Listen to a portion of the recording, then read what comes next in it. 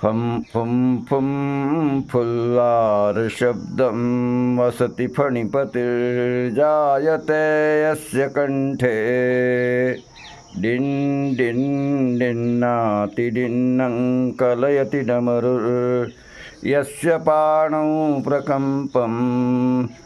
तक् तक् तन्धाति कन्धादिगिति दिगिति गीयते व्योमवाग्भिः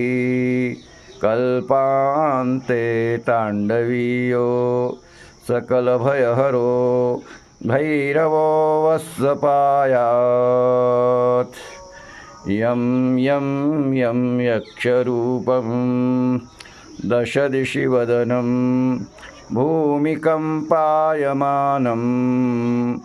सं संहारमूर्तिं शिरमुकुटजटा शेखरं चन्द्रबिम्बं दं दं दं दीर्घकेशं विकृतनखमुखं चोर्ध्वरेखाकपालं पं पं पं पापनाशं प्रणमत सततं भैरवं क्षेत्रपालं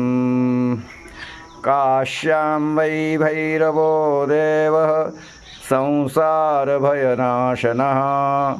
अनेकजन्मजं पापं स्मरणेन विनश्यति ॐ ह्रीं बम्बटुकाय आपदुद्धारणाय कुरु कुरु बटुकाय ह्रीं ॐ